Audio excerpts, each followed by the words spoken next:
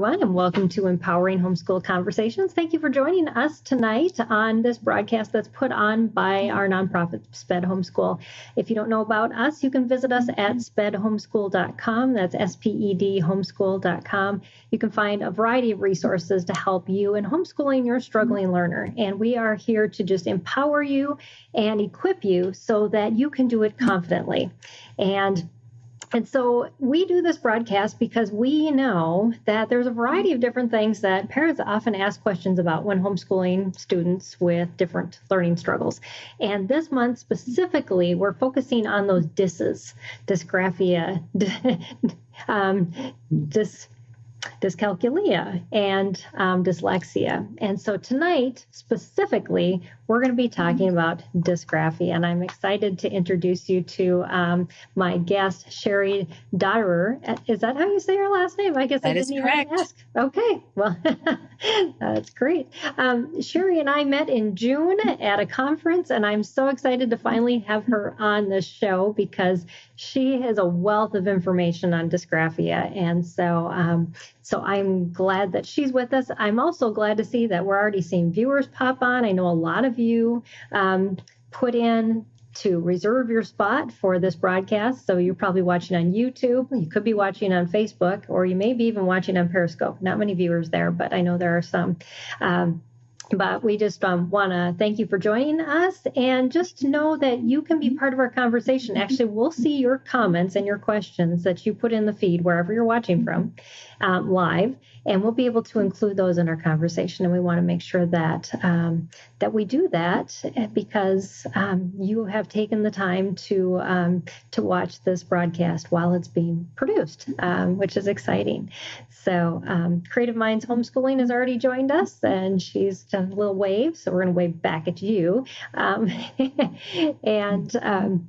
So Cheri, the topic tonight that you said that you wanted to kind of cover is dysgraphia. What is it anyways? And I love that because a lot of us do wonder that. And I'm excited to hear all that you have to share. And I've already read through Cheri's book, by the way, and we'll talk a little bit more about this, Handwriting, the Body-Brain Disconnect.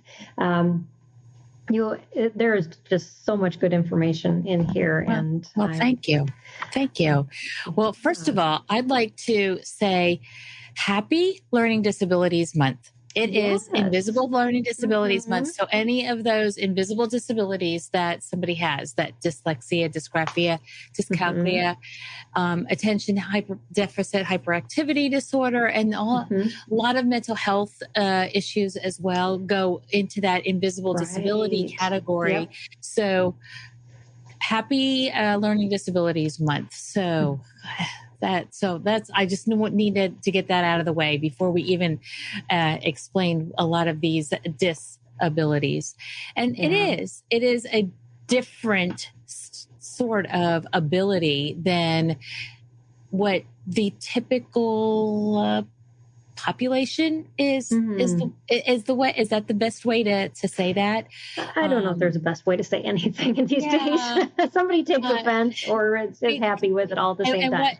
Right. And what we said today might not work tomorrow, but so there's the three main invisible disabilities or specific learning disabilities are the dyslexia, the dysgraphia, and the dyscalculia. And when you look at the DSM-5, the first two descriptions really reflect effort in reading and really difficulty with sounding out words and recognizing the letters. The second two relate to spelling and grammar and punctuation and sentence structure and paragraph structure. The last two, so there's a total of 6. The last two really have to do with computations, number sense, mathematical reasoning. So when the DSM-5 was put together, they really separated, and there's just 2 areas for each one of those disabilities that they specifically talk about what are the disabilities. Now, they also go on to just say that it is also when a child reaches their capacity to be able to do that activity. I keep bumping my microphone. Sorry about that, audience. Forgive me. So I just wanted to say that there is those specific pieces, but we're also talking about activity demand. And when that reaches that disability and that frustration level, and I think that is the thing that our young readers see first is like, how do I hold a pencil? I don't know what this thing is. I'm not quite sure what to do with it. And of course, we are not explicitly teaching how to use the tools that they need to be able to write in the classroom. When I say that, I'm talking like the public school classroom, which is not where your tribe lives. But when we're looking at that public area, they're not explicitly teaching that. So for your homeschool moms and dads, when you're thinking about handwriting, it really needs to be explicitly taught. And then this part is when they're really struggling to get the material down on paper. So it's multifaceted. It has to do with understanding where to put a letter on the piece of paper, what tool you're using to write it with, and how to hold it, what to do with lines or no lines on the paper, what to do with putting a couple letters side by side to make a word. How do you put a space in there? Like all those things have to go through a child's mind just to be able to put a piece of a letter on, or a word or a sentence on paper. So it has to do with all of those aspects. Yeah, those are good points that you have, because as parents, we don't process that is all involved in that, what we consider a simple process, and all those things that kids have to have mastered or combined in order to make that work. Correct. So thank you for, elaborating on that at the very beginning, because I think that wakes us up that this is a conversation we all need to listen to, because there's a lot of moving parts involved in here. I also want to thank Right Shop for sponsoring this episode of Empowering Homeschool Conversations. I forgot to mention that at the beginning. And one question I have for you, Cheri, you mentioned the DSM. I know some parents don't know what that is. Can you give a quick explanation of that? Sure. The DSM is the Diagnostic and Statistical Manual of Mental Health Disorders. It's kind of like the Bible of the psychology profession. And what they've done is they've taken all of those little innuendos and all those little pieces, and they've coded them and so like when you go to get a prescription from the doctor, just happen to have one right here, they have that little code down at the bottom. The mental health has their own set of codes. The orthopedic doctors have their own set of codes. The neurology doctors have their own set of codes. And the DSM-5 is kind of like the digital layout of what those codes mean. So it's a very expansive book, and it goes into everything. But the section that I'm referring to is in the kind of in the front of the book. It's under the developmental disabilities section. So this that I'm talking about is a developmental disability. It is not quite at the same location as somebody like that would have attention deficit hyperactivity disorder. That's in a section near it, but it's not in the same section as dysgraphia, which really was one of the things that I was trying to delineate when I got started working in this is, wait a minute, what is like the chicken and egg thing? Which is coming first? Exactly. Is it this or is it that? And does everybody that have this have that? And I'm like, I don't understand. So part of the reason I got into this in the first place is I was trying to figure out how to explain this to others and what was it? And I wasn't getting the material from any of the other therapists that I was working, like they didn't really have a good, clear answer. So I was looking for clarity for myself so I could share it with others. And next thing I knew, I had enough material to put it down in a book. And here I am a few years later talking with you. And who would have thought that we'd be talking across state lines? And goodness, I've spoken in Turkey from this seat right here. Wow. I've spoken in Greece. I've spoken in Australia. It just blows my mind how the world of the internet has just brought us together. And all those,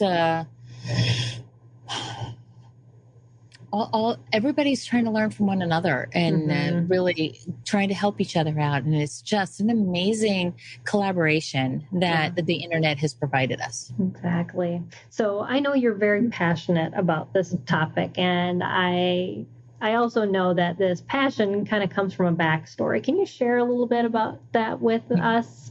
Because that just lets our audience get to know you a little better and understand who you are. Sure.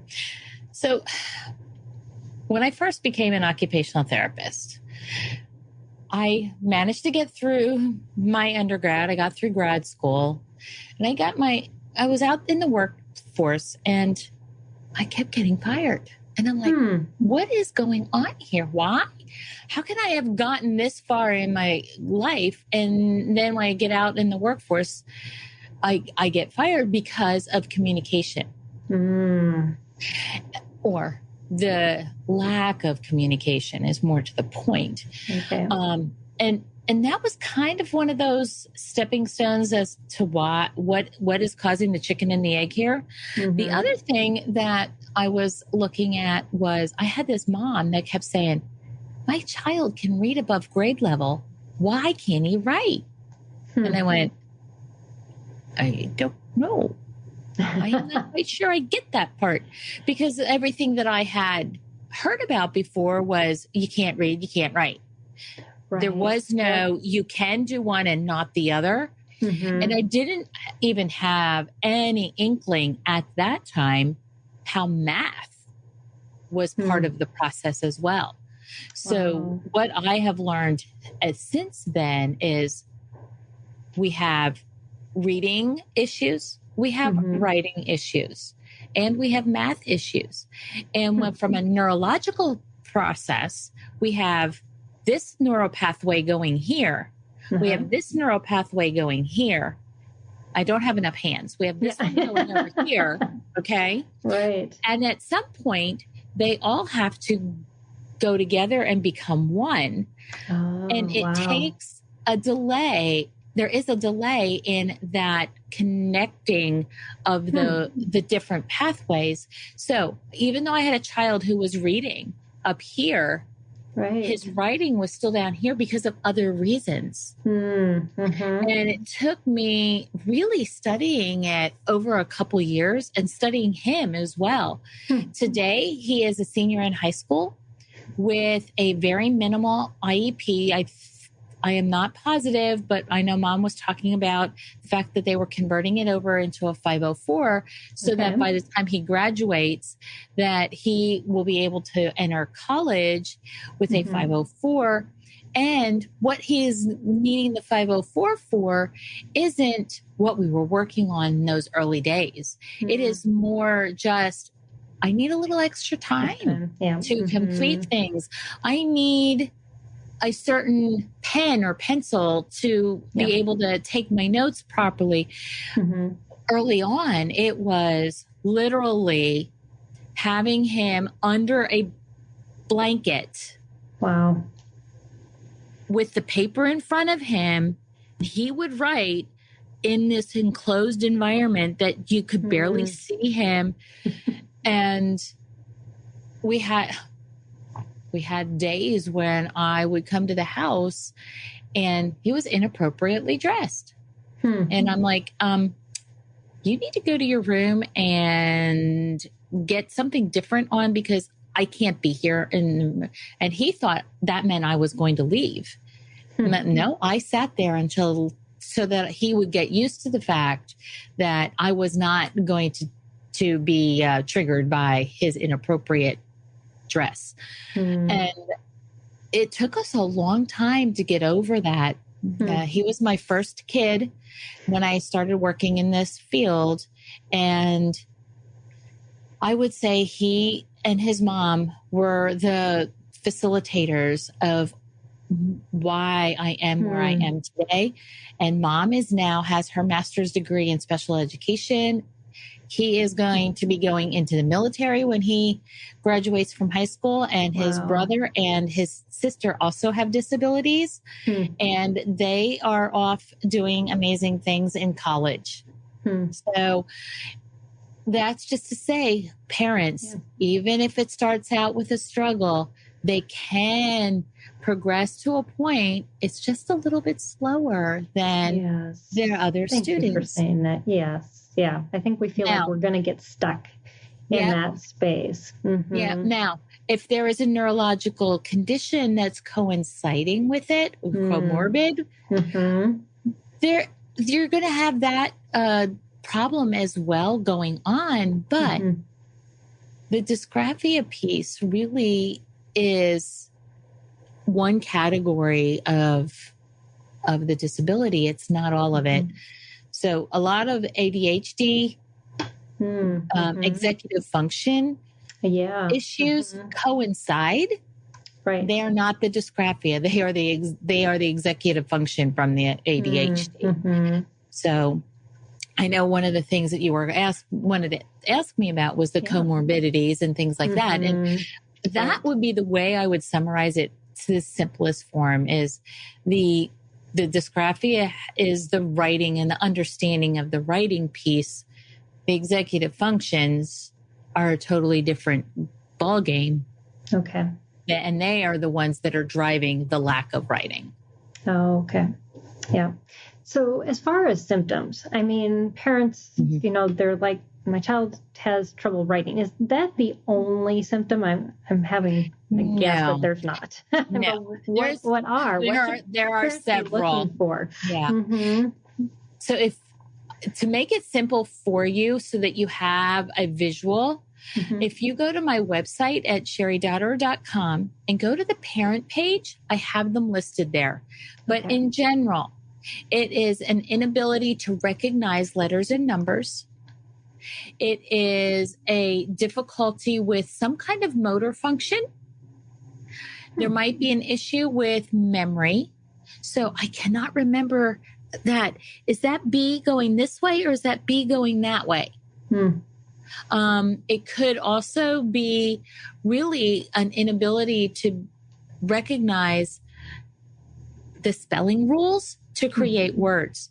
So I have a lot of kids who want to spell the word enough, E-N-U-F. Oh, yeah. Because phonetically, that's how you spell it, right? Right. So we have to work through that so we can educate them on the spelling rules.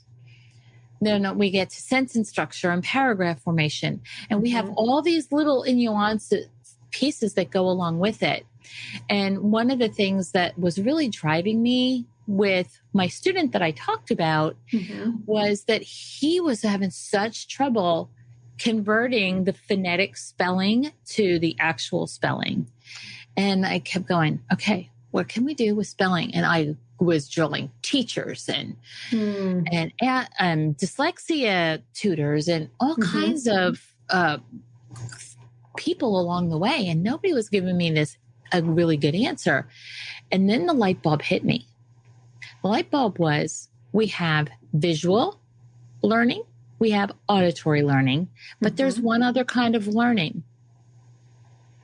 And that is the movement. And everything that I was coming up with when I was looking at remediation for spelling did not include number 3. And I was like, okay, so how are we going to include movement? So I'm sitting here working on my book and I'm going, I need some kind of kinesthetic piece. How do I do a kinesthetic piece? And I began listening to Jim Quick. Do you know who I mean by Jim Quick? I don't. It's Kwik. He is a gentleman who is dyslexic, dysgraphic, and dyscalculic, has all three of them.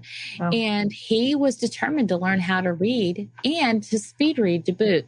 So he has a program, and he has taught many a actor how to get through the script in a short amount of time and memorize it. Wow. And he now gets in front of audiences, and he will go around the room randomly to 100 people and then verbatim in order and not get them wrong, tell you everybody's name, those 100 people. And you're going, wow. And he teaches you how to do these memorization methods. And I had another student, not the one I was talking to you about, but another student, and he was having trouble with the phonetic spelling as well. And I said, look, I was listening to this gentleman. He gave me 2 ways to do this. Let's try one and see if it works. And if that one doesn't work, we'll try the other kind, see if that one works. And if it doesn't, okay. But if it does, I want to explore this a little bit further. So method number 1 was a disaster. Method number 2 was like, why didn't you teach me that before, Miss Cheri? And I'm like, because I didn't think about it before. And basically what I did was I created an alphabet. I call it the body sentence alphabet. And you hold the book up again. It's on page 156 of that book. Oh, yeah. There we go. Okay. And if you look at it, basically I have a letter A with a movement that begins with the letter A. I remember that page. Okay, you remember that now? So what I do is I utilize the word enough because that was the first one we started with. So, and I do it bilaterally. So one of the things when we're doing the education, I include both sides of the brain. So I am doing bilateral movement. In this particular instance, I am doing that parallel on the sides of the body. Some things I will do where I'm interlacing my hands. This particular one, I am just doing it. So temporarily, I'm going to remove because I don't want to hit my mic. So it's eyes, E, N, nose, O, open, under, and I go back and forth just to do that. And G for give, and then H is high fives. So I have the kids do that big movements. The idea then is on Monday, it's big. By Friday, it's all in their mind. So that they can take the spelling test. And then we don't do all of the spelling words because that is just too much for them to handle at one time. Right. We will take 1 or 2 and get them to really understand those. Then we get to add to it. Then we add to it. Another thing that we do is we have the spelling words from, say, the beginning of September, and we don't see them again, right? Well, I am constantly recycling back. Oh, yep.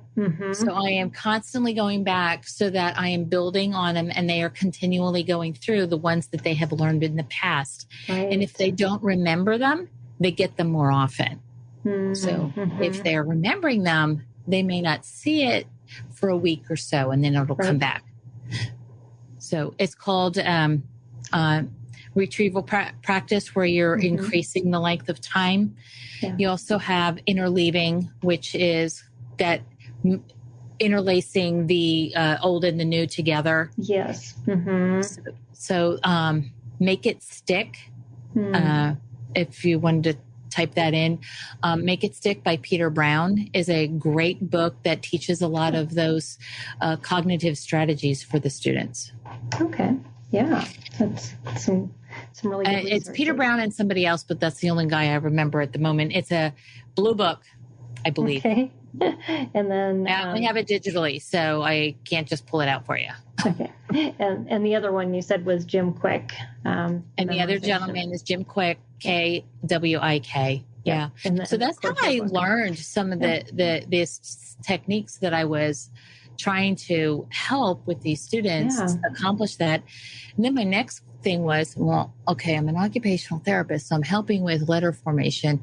How do I help a kid with sentence structure and paragraph structure? And where do I draw the line as a therapist? Right. Yeah. Because oftentimes we just think handwriting. We don't often go into that next phase of that dysgraphia can affect that as well. Exactly. And one of the things that I have found is kids that have a dysgraphia, including myself, I can't tell you what they are. I have to really think. I don't know what part of speech it is. I need to really think about it. And I have utilized that website, the verbs1.com, a lot, because I can't tell you whether it's a noun or a verb, an adverb, an adjective. I understand the principles. Okay. But if I'm looking at a sentence, I can't tell you. And I realized that the hard way when I was trying to help a kid. I was like, this isn't working because I don't understand myself. So, so color coding is the way I got around it. It's teaching, helping kids, and always using the same color to go with nouns, always using the same color to go with verbs, always using the same color to highlight that. Now, then we get into those things like participles and clauses and things like that. And then it goes totally a new plane of confusion. So, so I understand the material that's out there, but don't ask me what it, if, and people say that my writing is not flowing sometimes. Well, I've got dysgraphia. I admit it.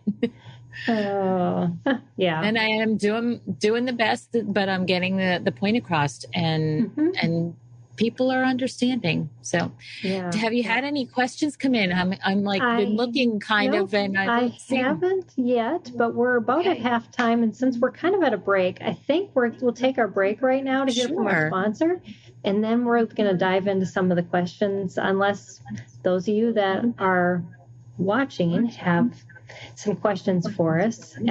We have Karasu the Dreamer, who says, I have dysgraphia myself.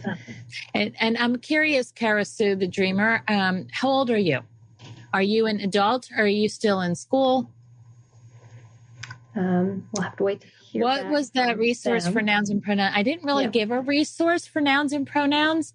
What I did was I looked on the internet and found an infographic that had parts of speech, and I just utilized the infographic color that is there. Like there was one that was 8 parts, 24.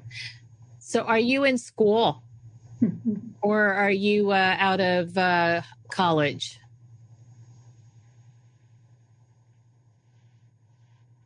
I don't know if she is. So hopefully, Paulina, I was able to help you with that question that you had there. Yeah, those infographics are great for kids. I find that any visual I can put up in my house when I was teaching my kids and homeschooling, those things, they looked at them all the time, and it was extremely helpful.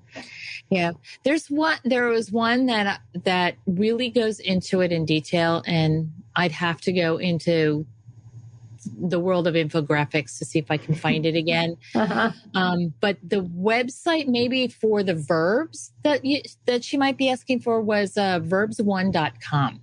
Oh yeah, that's the one you mentioned. Yeah, maybe that was the resource that Paulina is referring to. Okay. Yeah. I'm currently looking at college. By the way, my pronouns are they, them. Wonderful. I'm glad that things are working for you. Yes, she said that will be helpful. This will also help my son. He has dysgraphia. Wonderful. From Paulina. So, Paulina, I'd also like. Is your book on over? You had to ask that question about Audible. Oh no, no, and part of it is there's a lot of pictures in this book, and so I would recommend actually getting the book. I have to see if I can find Yeah, there are a lot of pictures in the book. That was one reason. Different things. Yeah, that was one reason of not putting it on Audible. The second reason is that I have a little bit of dyspraxia with my oral speech, and I was afraid I'd be stuttering too much to get through it, especially when I'm reading. When I'm talking with you, it gets much better. But if I'm sitting there reading, it doesn't work so well. So, and I wanted to be able to read my own book.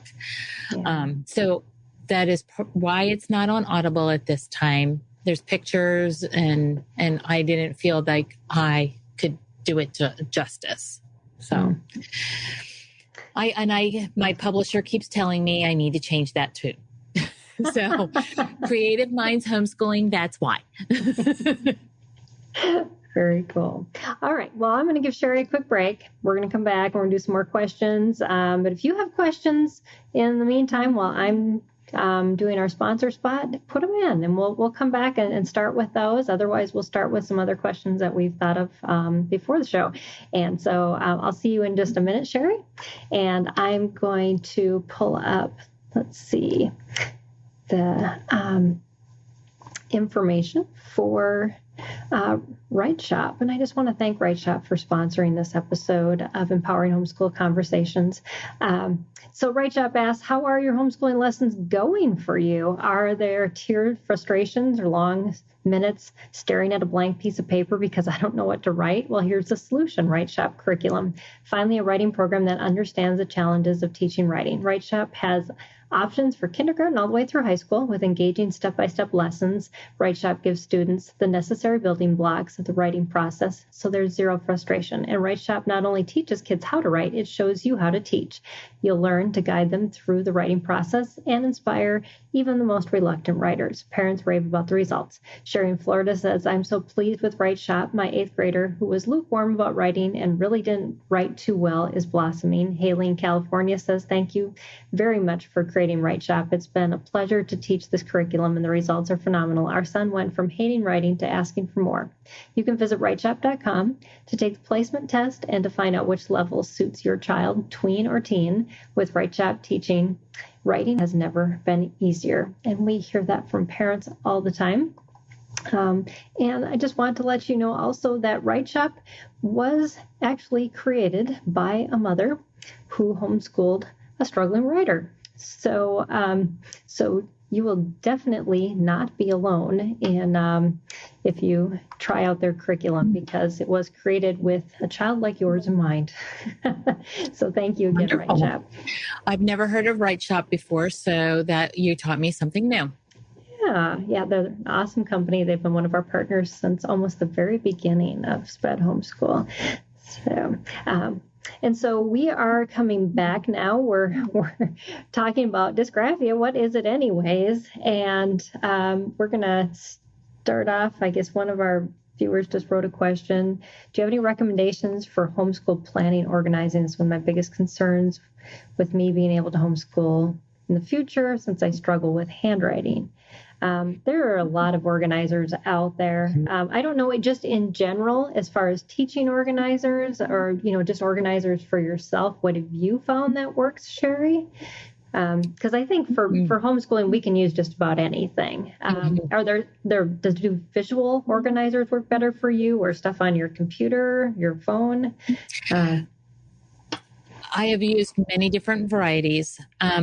So when we're talking about organizers, are we talking about just keeping the day in order, calendar-wise? Are we talking about graphic organizers, which are helping the student with keeping their information together that they later produce some kind of written document? There are so many different variations on that theme, right. Yeah. that it's hard to answer that question. But I will tell you that the whole gamut of Google products, Google Keep, Google Calendar, and that you can put multiple calendars on one calendar, all of the Google Tasks and Google this and Google that have really helped a lot of students along the way. Grammarly is another resource that I absolutely love and help my students with when I'm helping an older student, like middle school, high school, and we're really trying to create that essential paragraph or essay or what have you. I like to use a digital graphic designer organizer because a lot of them you can just keep adding. Right. That's a good point. The one that I have found that I have purchased for the year is MindMeister, but there's several of them that are out there that are just as good. I just found that I liked that one. But there's Google. So it's Google with a C instead of the G. Google, there is Ayoya. I don't know how to pronounce that one. It's Ayoa, I think it is. There's definitely different ones that are out there. You can start on the left and then have bubbles on the right, and then those bubbles can have bubbles, and then those bubbles can have bubbles. Or you might have a central thought, and then you're going and have bubbles on all sides of it. Right. So that with the digitals, that you can organize the paragraph that way, and that even might help. Karasu, the dreamer, that might help you as you're thinking about college as well as to looking at something like that. The paper-based graphic organizers sometimes are really difficult for young students that are having trouble with dysgraphia because of the way they're created. They're not created with the adaptations for handwriting in mind. So sometimes the space is too small. Sometimes there's not the right writing lines available for the student. Right. So that I really am cautious when I use the paper-based graphic organizers because a lot of the kids that I see just don't get them and are very frustrated by them because of the space. Right. Yeah. And I think then too, if you're thinking about how can I add to this and the space isn't there, it almost makes it more limiting on the student than actually helpful. I just had my daughter, because she has a lot of executive functioning issues. I'm like, try out a bunch of apps, see what works, delete it if it doesn't work, put the next one on, try it. And because she's organizing a huge project this year. And she finally found one she liked in the colors that she could like, all these colors things are a big important thing.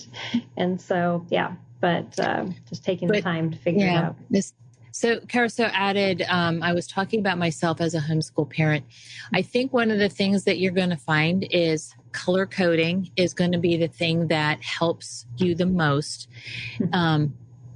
Potentially Google Calendar and having your different children in different colors or have multiple colors, multiple shades of colors for each one of your students.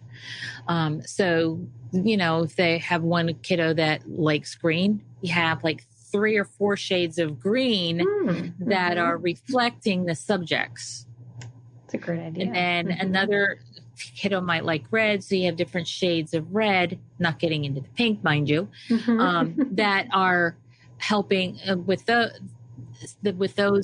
subject matter that might get too complicated if you do too much. But there's a suggestion is color coding it based on the child. Yeah, that's a great idea. And I know in like Google Sheets, you can, pick from all those great different colors within the color and all that. And using an Excel spreadsheet or a Google spreadsheet can help organize as well. I know this isn't one that is as popular, but in Microsoft, they have the database program Access. If you're feeling like when you're putting things in a spreadsheet that you might get them jumbled up because you might move a column, sometimes that happens. If you put it in a database, it's not going to get jumbled up. Whenever you move line A, everything that's with line A is going to go with it. So that's the big advantage of a database. So keeping track of your students' work that way might be helpful. Yeah, that's a good suggestion. And OneNote or Evernote or those complex those that you can save the kids' work might be something else that would work as well. Google Keep might be okay, but I think OneNote is a little bit more robust. Yeah.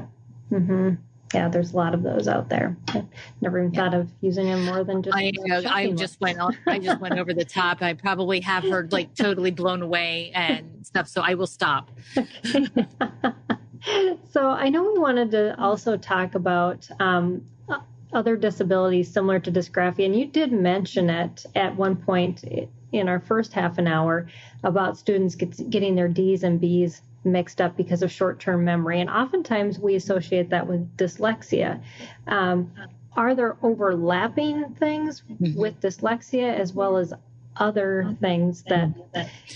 So this is the way I distinguish it when I'm trying to help a parent out is reading is a sensory process. Writing is a motor process. So when you're bringing it in,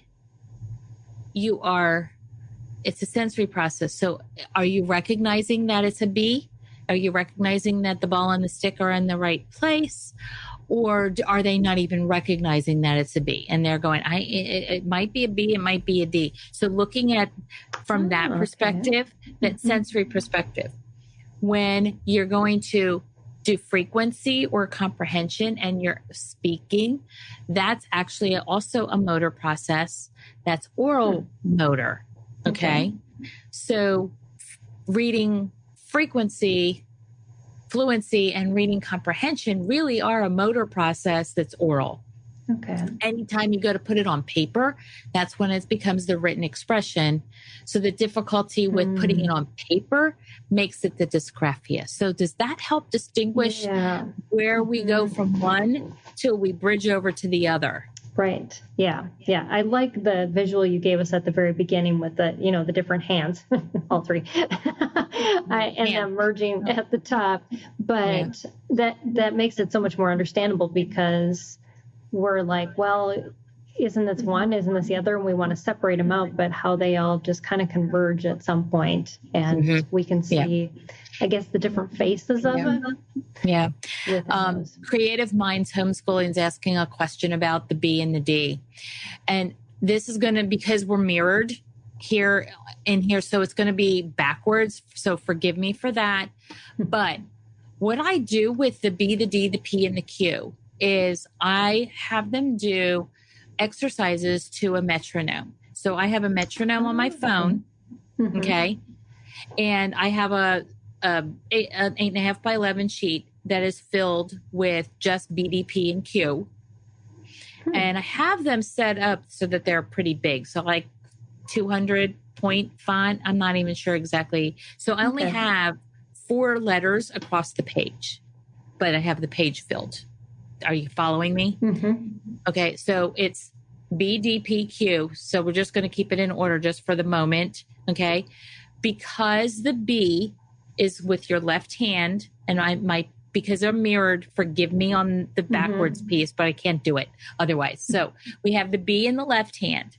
We have the D with the stick part in the right hand. The P is the left leg. The Q is the right leg. And we literally stand up and we march B, D, P, Q. And then the next line might be totally reversed and make a Q, P, D, B. So that we are totally going to a beat. So the product, if anybody has ever heard of them, Interactive Metronome has done a lot of research on that rhythm and keeping the beat. Okay. You want to go about 60 beats per minute to keep it kind of slow. Okay.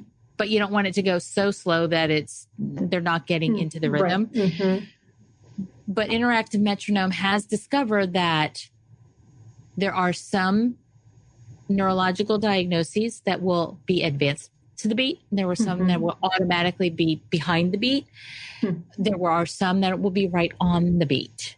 So helping the kids get to make that metronome beat and work on the cadence a little bit will really help them get the idea. So they get that rhythm going in their head. And then when they go to actually do the writing part, it sticks a little bit better. So hopefully that will give you a thing. We also do the idea of BD, PQ. Okay. Yeah. You make your bed and then clean up the sheets. That's great. But I do like using the metronome whenever I can. And I don't always just use it with that one. I might use it with other activities, crossing midline activities where we have to make X's like that kind of and mark and go across midline. We might do that. So I try to use the metronome with different activities. That's great. I know we're kind of diving into those things that parents can do at home. So what other adaptive strategies, though, might you have? I'm moving things so I can get something to show you. Doesn't matter what book it is. Okay. I just happen to have this really intense book that Joseph Campbell created, The Hero with 1,000 Faces, that I have to read soon, but it hasn't gotten started yet. You ever open this book? It's a crazy book. Anyway, that's beside the point. But taking your fingers, you're going to be putting them towards your face so that the palm of your hand is away from you. I know I'm trying to do this because this will be on audio for some people. So I'm trying to eliminate the idea of the visual. You're going to put both hands under the book so that your palms and your fingers are touching the book, and then put the book over your head. Okay. From there, the kids are going to then walk on their tiptoes, walk on their heels, tiptoes, heels. Like 4 and 4, kind of back and forth with that book over their head with that position. What that is doing is it is forcing their entire body into full extension. What we're finding is that kids aren't in that elongated state enough. They're curled up. Because of technology, they haven't stretched. And that particular position forces them to stretch. You're forcing your wrist into that full extension. So you're strengthening. One of the culprits of kids not wanting to write is hand pain. So you're stretching that muscle back there so that you can then be able to use your wrist a little bit longer. You could also flip it upside down. You have homeschoolers, so you're not going to have like a whole classroom of kids doing this, but you can always do a handstance against the wall. Yes. Which will do the exact same thing as the book. You know, it's going to put your body in full elongation, and you can then like try to do. Okay, so handstand push-ups. Handstand push-ups. My brain went to Arrow and watching Stephen Amstel doing those in one of the scenes. Sorry, but that'll help. Another exercise that helps out kids is where you're marching and crossing midline. So left elbow to the right knee, right elbow to the left knee, and marching back and forth and crossing midline. And then, my brain just went blank. There was a third one I wanted to share with you tonight. My brain just went blank. So it'll come back to me. It'll come back eventually. Now, you were talking very early on about the boy that you helped doing his work under a blanket. Is that something that parents should do if they have, and how does that help? Okay. So this child also had sensory processing disorder. Okay. So he was using that as a kind of a cocoon to have a deep pressure piece. He was also using it as a kind of like the blinders on the side of a horse, kind of putting the blinders on, trying to avoid me. as part of it.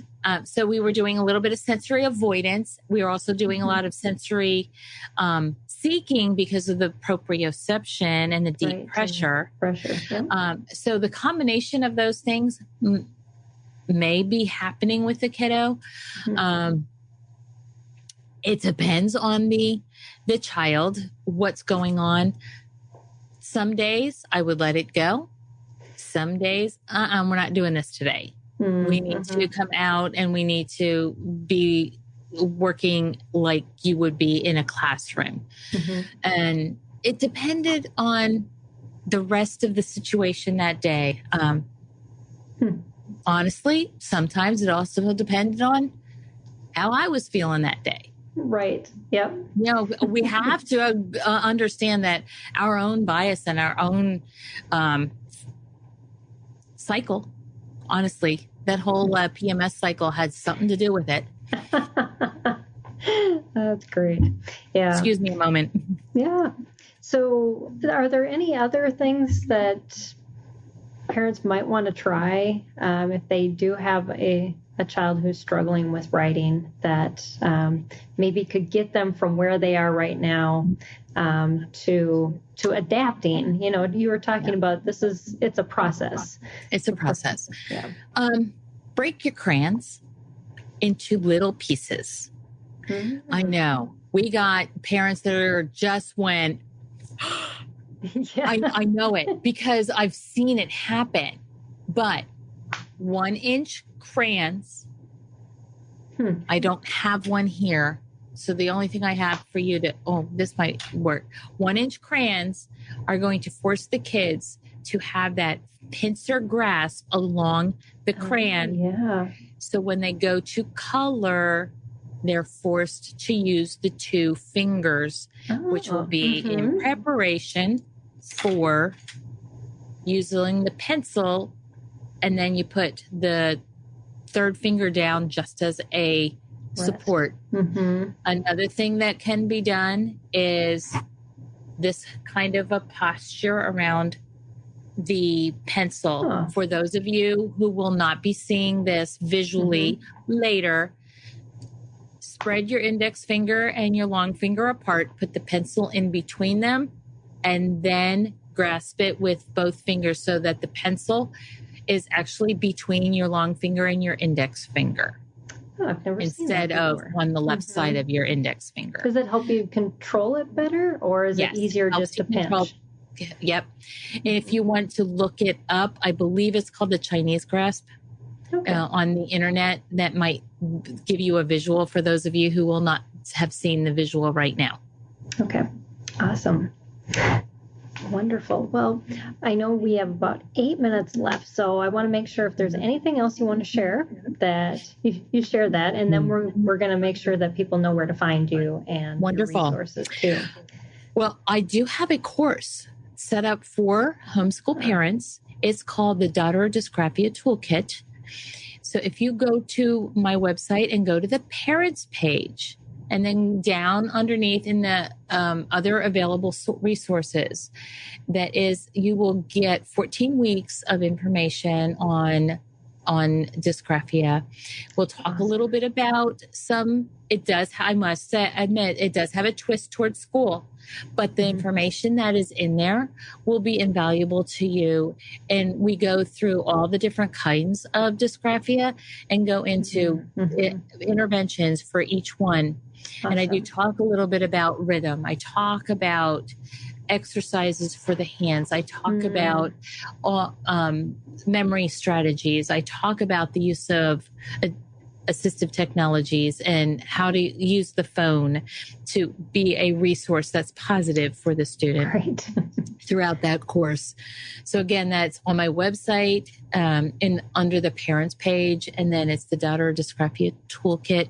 You can also go down to the black section at the bottom and find it down there too. Okay. All right. And if you're listening to this broadcast, Cheri's website is CheriDotterer.com. Yes, thank you. Yes, my mom gave me that uniqueness, and I can't find anybody else that spells it that way and has the last name Dotterer. So, yes. Well, So you should be able to find me. It shouldn't be too hard. Yeah. Awesome. There is some frequently asked questions on the parents page for everyone. There's a lot of resources on that parent page that you can look through. There's also a way to schedule a consultation with me that you can have a free one-on-one conversation with me if you look on that particular page as well. So look at that. That's the page I will send you to. Great. And then also your book. And my talk book. A little bit about that. And so Handwriting Brain Body Disconnect is the name. And it's available on your website, right? It is available on my website. I do United States shipments. But if you are international, then you'll need to go to wherever your local bookstore is. It also, if you have a primary language as Turkish, it is also translated into Turkish. Wow.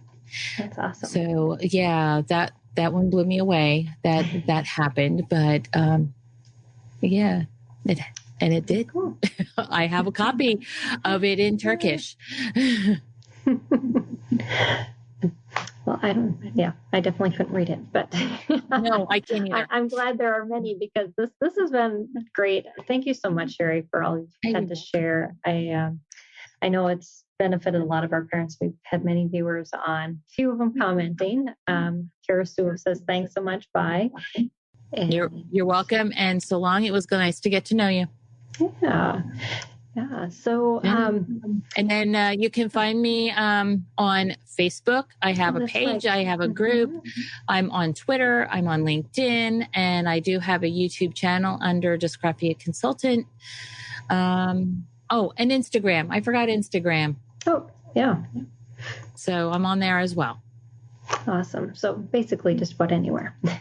Anywhere but Pinterest. I'm really not on Pinterest. Yeah, it's a difficult place to be with all the different sized images. So, but yeah, well, thank you, Cheri. I'm glad we met in June, and this was wonderful. Yeah, it was a lot of fun. You're welcome, Paulina, and Creative Minds. You're welcome. So very helpful. So yes, I agree. And we are going to continue this theme into the next couple weeks still.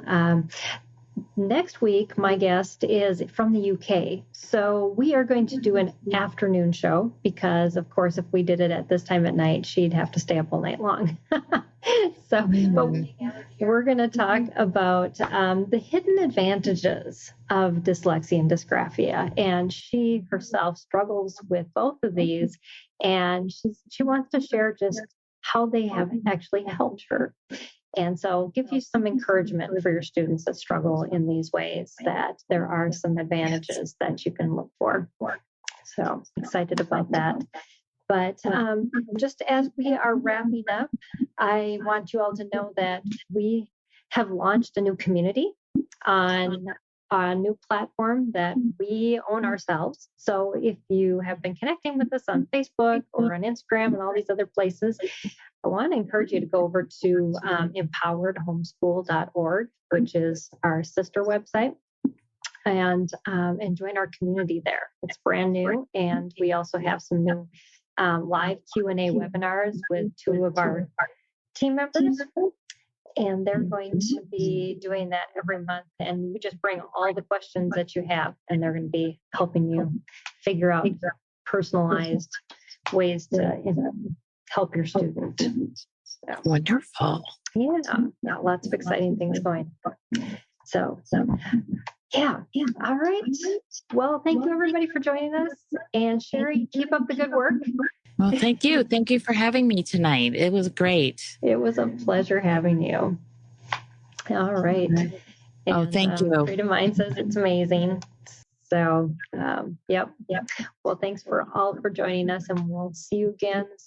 Not same time, but same day of the week. We'll be here on Tuesday again, but it'll be in the afternoon. So we'll see you all then. And thanks again, Cheri. And have a great night, everybody. And we'll see you next time.